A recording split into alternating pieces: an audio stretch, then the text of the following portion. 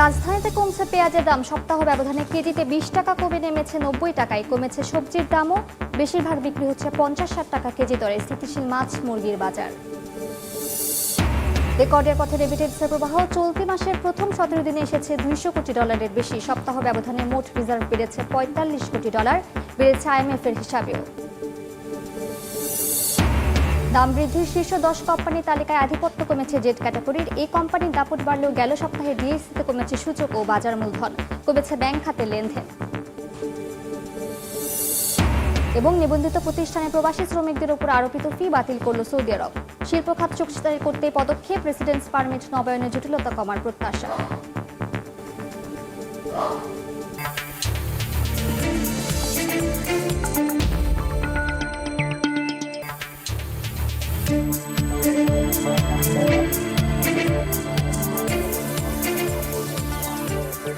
দেখছিলেন শিরোনাম। আমন্ত্রণ জানাচ্ছি দেশ ও দেশের বাইরের অর্থ বাণিজ্যের নানা খবর নিয়ে আমাদের নিয়মিত আয়োজন এই সময়ের বাণিজ্যে। আপনাদের সঙ্গে আছি আমি মালিহা সুহরওয়ার্দী।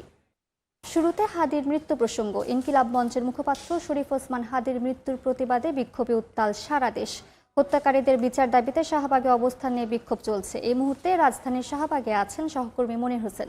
সরাসরি যাচ্ছি তার কাছে। শরীফ ওসমান হাদির মৃত্যুর যে খবর, সেই খবর প্রকাশের পর থেকেই বিক্ষোভে ফুঁসে উঠেছে দেশের ছাত্র জনতা এবং ওসমান হাদির যেই সহযোদ্ধারা আছেন জুলাই, সেই সহযোদ্ধারা। আমরা এতক্ষণ ছিলাম শাহবাগ মোড়ে, সেখানে আমরা আসলে দেখেছি যে এই বিক্ষুব্ধ ছাত্র জনতা গত রাত থেকে অবস্থান নিচ্ছে। তাদের যেই বিক্ষোভ, সেই বিক্ষোভ চলছিল। আমরা কিছুক্ষণ আগেই দেখেছি তারা একটি জমায়েত হয়ে মিছিল নিয়ে বাংলা মোটর অভিমুখে গিয়েছে এবং সেদিক থেকেই আবার ঘুরে শাহবাগ দিকে আসবে। আমরা এই মুহূর্তে আছি ইন্টারকন্টিনেন্টালের সামনে, যেহেতু ওই পাশটায় রাষ্ট্রীয় অতিথি ভবন যমুনা, সেক্ষেত্রে এখানে যে কড়া নিরাপত্তা, সেই কড়া নিরাপত্তা কিন্তু নিয়েছে পুলিশ। পুলিশ ব্যারিকেড দিয়েই এখানে অবস্থান করছে এবং তাদের যে নিরাপত্তা বেষ্টনী সেটি তারা দিয়েছে এবং যেই নিরাপত্তা তারা আসলে যেটি বলছেন যে সব ধরনের পরিস্থিতি মোকাবেলার জন্য তাদের যে নিরাপত্তা সেটি আসলে তারা নিয়েছেন। এবং একটু জানিয়ে রাখি যে কিছুক্ষণ আগেই আমরা শাহবাগে ছিলাম। শাহবাগে যে অবস্থান ছিল সেই অবস্থান কিন্তু চলছে এবং বাত জুমা তাদের যে অবস্থান কর্মসূচি এবং বিক্ষোভ মিছিল হওয়ার কথা রয়েছে, সেই কর্মসূচিও অনুষ্ঠিত হবে জুমার পর এবং শাহবাগ মোড়েই জুমা নামাজ পড়া হবে। সেখান থেকেই পরে তাদের যে কর্মসূচি সেটিও চলবে। তবে তাদের যেই বিক্ষোভ এবং অবস্থান কর্মসূচি যারা করছিলেন তাদের একটি বড় অংশ তারা এখান থেকে মিছিল নিয়ে তারা যেই বাংলা মোটর অভিমুখে যাত্রা করেছে, সেই বাংলা মোটর অভিমুখে যাত্রা শেষে তারা আবারও শাহবাগে এসে অবস্থান করবেন। আমরা ইতিমধ্যেই যেটি জানিয়েছি, গতকাল রাত 9:45 যখনই সিঙ্গাপুর থেকে খবর আসে শরীফ ওসমান হাদির মৃত্যুর খবর, তারপর থেকেই আসলে একদিকে যেমন শোকের ছায়া নেমে এসেছে দেশে, সেই সঙ্গে ক্ষোভে ফুঁসে উঠেছে ছাত্র জনতা। কারণ তারা বলছে যে এক সপ্তাহ পার হয়ে গেছে, তারপরেও ওসমান হাদির হত্যাকাণ্ডের সঙ্গে যারা জড়িত তাদেরকে গ্রেফতার করা যায়নি। তাদের যেই মূল হোতা সে দেশ ছেড়ে ভারতে পালিয়ে গেছে। সেই কিভাবে আসলে পালিয়ে গেছে এবং সেই পালিয়ে যাওয়ার প্রতিরোধ করেন এবং তারা বলছেন যে এই যে খুনিরা পালিয়ে যাচ্ছে এটি আসলে অশনি সংকেত, এটি কোনো ভালো কিছুর বার্তা দেয় না বলে তারা বলছেন এবং সেই সঙ্গে তারা বলছেন যে অবিলম্বে সেই বিচার নিশ্চিত করতে হবে। তো এই ছিল ইন্টারকন্টিনেন্টালের সামনে থেকে আমার কাছে সবশেষ। আমরা তখন সরাসরি যুক্ত ছিলাম শাহবাগে। এবার বাণিজ্যের খবর। রাজধানীতে কমছে পেঁয়াজ সহ সবজির দাম। বিস্তারিত জানতে কারওয়ান বাজার থেকে যুক্ত হচ্ছেন রিপোর্টার ফরহাদুর রহমান।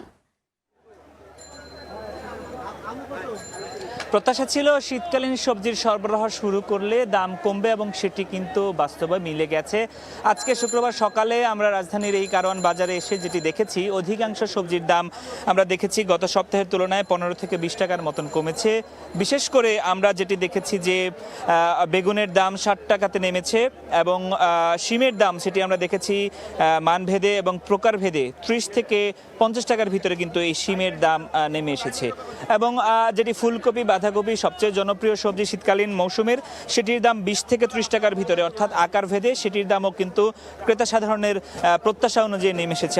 আমরা ক্রেতাদের সাথে কথা বলেছিলাম, তারা বলেছেন যে এই যে এখন যে দাম আসলে বেশিরভাগ সবজির ক্ষেত্রে যেটি আছে, সেটি হলে তারা আসলে নিজেদের আয় অনুযায়ী নিজেদের ব্যয়টাকে মিলিয়ে বাজারটা করে খেতে পারবেন, সেটি আমাদেরকে বলছেন। আমরা যদি আরও কিছু সবজির দামের কথা বলি, করলার দাম 50 থেকে 60 টাকা, এবং নতুন আলু যেগুলো আসলে বাজারে আসছে গত 2-1 সপ্তাহ ধরে, সেগুলোর দাম 30 থেকে 40 টাকার ভিতরে এই আলুর দাম নেমে এসেছে। শসার দামও 60 টাকা কেজিতে এসেছে, এবং অধিকাংশ সবজির ক্ষেত্রে এই দামের যখন এই পরিস্থিতি, তখন মরিচের দামের ক্ষেত্রেও কিন্তু বড়সড় পরিবর্তন আমরা দেখেছি। অন্তত 30 থেকে 40 টাকা সপ্তাহ ব্যবধানে মরিচের দাম নেমেছে। পেঁয়াজের কথা আলাদাভাবে বলতে হয়, কারণ পেঁয়াজ নিয়ে নানা অস্থিরতা বাজারে ছিল। সেটির ক্ষেত্রে আমরা দেখেছি যে পেঁয়াজের দাম এখন, দেশি নতুন পেঁয়াজ বিক্রি হচ্ছে 90 টাকা কেজিতে, যেটি গত সপ্তাহে 110 টাকা কেজিতে বিক্রি হচ্ছিল, আর পুরাতন দেশি পেঁয়াজ বিক্রি হচ্ছে 130 টাকা কেজিতে। পাশাপাশি স্থিতিশীলতা কিন্তু রয়েছে মুরগি এবং মাছের বাজারেও। তো এখনকার মতো এই ছিল আমার কাছে রাজধানীর কারওয়ান বাজারের সবজি, মাছ এবং মুরগির বাজারের সবশেষ খবর। আমরা এতক্ষণ সরাসরি যুক্ত ছিলাম রাজধানীর কারওয়ান বাজারে। চলতি মাসের প্রথম 17 দিনে দেশে রেমিটেন্স এসেছে 200 কোটি 70 লাখ মার্কিন ডলার। এই হিসাবে প্রতিদিন গড়ে দেশে এসেছে 11 কোটি 81 লাখ ডলার রেমিটেন্স। বৃহস্পতিবার সন্ধ্যায় এই তথ্য জানিয়েছেন বাংলাদেশ ব্যাংকের নির্বাহী পরিচালক ও মুখপাত্র আরিফ হোসেন খান। বছর ব্যবধানে এই আয় 14% বেশি বেড়েছে। চলতি অর্থ বছরের জুলাই থেকে 17 ডিসেম্বর পর্যন্ত দেশে এসেছে 1504 কোটি 50 লাখ ডলার রেমিটেন্স। বছর ব্যবধানে বেড়েছে 16.70%। গত বছরের ডিসেম্বরে দেশে আসা প্রবাসী আয়ের পরিমাণ ছিল 288 কোটি 95 লাখ ডলার। সপ্তাহ ব্যবধানে দেশের মোট রিজার্ভ 45 কোটি ডলার বেড়েছে বলে জানিয়েছে বাংলাদেশ ব্যাংক। বৃহস্পতিবার সন্ধ্যায় কেন্দ্রীয় ব্যাংক জানায় 18 ডিসেম্বর দেশের মোট রিজার্ভ দাঁড়িয়েছে 3257 কোটি 33 লাখ ডলারে। এক সপ্তাহ আগে যা ছিল 3212 কোটি 29 লাখ ডলার। IMF এর হিসাবেও রিজার্ভের পরিমাণ এক সপ্তাহে 42 কোটি 8 লাখ ডলার বেড়ে হয়েছে 2787 কোটি 57 লাখ ডলার। আবারও গেল সপ্তাহে পতনের মুখে পড়েছে ঢাকার পুঁজিবাজার। দাম বৃদ্ধির শীর্ষ 10 কোম্পানির তালিকায় কমেছে জেড ক্যাটাগরির আধিপত্য, কমেছে বাজার মূলধনও।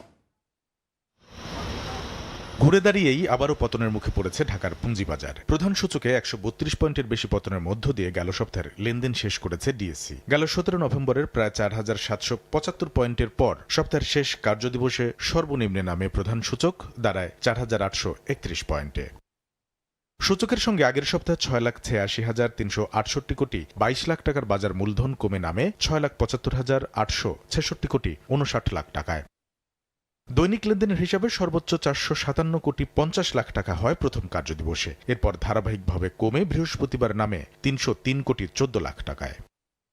সূচক, বাজার মূলধন ও দৈনিক লেনদেনে কমতির মধ্যে গেল সপ্তাহে অবশ্য দাম বৃদ্ধির শীর্ষ 10 কোম্পানির তালিকায় দাপট কমেছে জেড ক্যাটাগরির প্রতিষ্ঠানের। তালিকার 5টিই থেকেছে এ ক্যাটাগরির দখলে। এই তালিকায় টানা 3 সপ্তাহ আধিপত্য ধরে রাখা জেড ক্যাটাগরির প্রতিষ্ঠানের সংখ্যা নেমেছে 3-এ।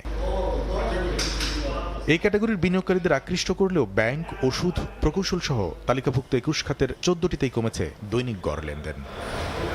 কামরুল হাসান সবুজ, সময় সংবাদ, ঢাকা। আনুষ্ঠানিকভাবে যাত্রা শুরু হলো citizens bank PLC Tejgaon link road শাখার। বৃহস্পতিবার ব্যাংকটির চেয়ারম্যান চৌধুরী মোহাম্মদ হানিফ শোয়েব এই শাখার উদ্বোধন করেন। এ সময় উপস্থিত ছিলেন ব্যাংকের স্বতন্ত্র পরিচালক AKA মুবিন, AKM শহীদুল হক, ব্যবস্থাপনা পরিচালক আলমগীর হোসেন, ব্যাংক এশিয়ার পরিচালক এনাম চৌধুরী সহ বিভিন্ন ব্যাংক ও কর্পোরেট প্রতিষ্ঠানের কর্মকর্তা কর্মচারীরা। অনুষ্ঠানে গ্রাহক সেবা নিশ্চিতে জানানো হয় ব্যাংকটির কর্মপরিকল্পনার কথা।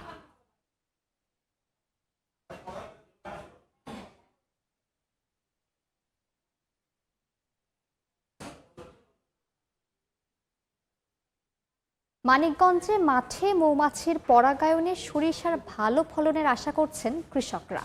সরিষার লক্ষ্যমাত্রা অর্জন সহ মধু চাষে উদ্বুদ্ধ করা হচ্ছে বলে জানিয়েছে কৃষি বিভাগ। মোহাম্মদ ইউসুফ আলীর তথ্য ও রমজান আলীর ছবিতে রিপোর্ট। মাঠের পর মাঠ হলুদ চাদরে ঘেরা, হলুদ ফুলে ছেয়ে গেছে দিগন্ত জোড়া ফসলের মাঠ। হিমেল বাতাস মৌমাছির গুঞ্জনে মুখর। সরিষা চাষকে কেন্দ্র করে দূর দূরান্ত থেকে মোয়ালরা এসেছেন মানিকগঞ্জে। প্রকৃতি সেজেছে নতুন রূপে, বাক্সগুলো সাজানো হয়েছে মাঠের পর মাঠে, গাছে গাছে ফুল দেখে এবং মৌমাছির পরাগায়নে ভালো ফসলের আশা কৃষকের। চমৎকার ফুল আইছে, এখন হলো আপনার এই যে মৌমাছির আপনার বল্লার চাক আইছে। চলতি বছর প্রায় 2,50,00,000 টাকার মধু ও 7,61,00,000 টাকার সরিষা উৎপাদনের লক্ষ্যমাত্রা নিয়ে কাজ করছে জেলা কৃষি বিভাগ। সরিষা উৎপাদনের যে লক্ষ্যমাত্রা সেটা প্রায় 95,133 মেট্রিক টন, যার বাজার মূল্য হিসেবে 761 কোটি টাকা। জেলা কৃষি সম্প্রসারণ অধিদপ্তরের তথ্য মতে জেলায় 68,947 হেক্টর জমিতে চাষাবাদের লক্ষ্যমাত্রা ধরা হয়েছে। সময় সংবাদ, মানিকগঞ্জ। নিবন্ধিত শিল্প প্রতিষ্ঠানে কর্মরত প্রবাসী শ্রমিকদের ওপর আরোপিত ফি বাতিল করেছে সৌদি আরব। এতে আকামা নবায়নে জটিলতা কমবে বলে প্রত্যাশা প্রবাসী বাংলাদেশিদের। সৌদি আরব থেকে আরিফুর রহমানের প্রতিবেদনে বিস্তারিত। প্রবাসী বাংলাদেশিদের জন্য বড় সুখবর দিয়েছে সৌদি আরব সরকার। যুবরাজ মোহাম্মদ বিন সালমানের নেতৃত্বে মন্ত্রিসভার বৈঠকে শিল্প লাইসেন্সের অধীনে নিবন্ধিত শিল্প প্রতিষ্ঠানে কর্মরত প্রবাসীদের উপর আরোপিত ফি বাতিলের অনুমোদন দেওয়া হয়েছে। এমন সিদ্ধান্তে খুশি সৌদি প্রবাসীরা। যারা মূলত আসলে আমরা 10-15 হাজার রিয়াল খরচ করে যে আকামা করতাম, সেটা থেকে যদি অব্যাহতি পাওয়া যায় তাহলে এটা আমাদের অবৈধ হওয়ার হার কমে যাবে। নতুন এই সিদ্ধান্ত সৌদি আরবের শিল্প খাতে অটোমেশন ও কৃত্রিম বুদ্ধিমত্তার মতো আধুনিক প্রযুক্তি ব্যবহারে গতি আনবে এবং বৈশ্বিক শিল্প শক্তিতে রূপান্তরের পথ আরও সুগম করবে বলে ধারণা করা হচ্ছে। আরিফুর রহমান, সময় সংবাদ, সৌদি আরব। এ পর্যায়ে শীর্ষ সংবাদগুলো জানিয়ে দিচ্ছে আরেকবার। রাজধানীতে কমছে পেঁয়াজের দাম, সপ্তাহ ব্যবধানে কেজিতে 20 টাকা কমে নেমেছে 90 টাকায়। কমেছে সবজির দামও, বেশিরভাগ বিক্রি হচ্ছে 50-60 টাকা কেজি দরে। স্থিতিশীল মাছ মুরগির বাজার। রেকর্ডের পথে রেমিটেন্সের প্রবাহ, চলতি মাসের প্রথম 17 দিনে এসেছে $200 কোটি বেশি। সপ্তাহ ব্যবধানে মোট রিজার্ভ বেড়েছে $45 কোটি। বেড়েছে IMF এর হিসাবেও। দাম বৃদ্ধির শীর্ষ 10 কোম্পানির তালিকায় আধিপত্য কমেছে জেট ক্যাটাগরির। এই কোম্পানির দাপট বাড়লেও গেল সপ্তাহে ডিএসসিতে কমেছে সূচক ও বাজার মূলধন, কমেছে ব্যাংক খাতের লেনদেন।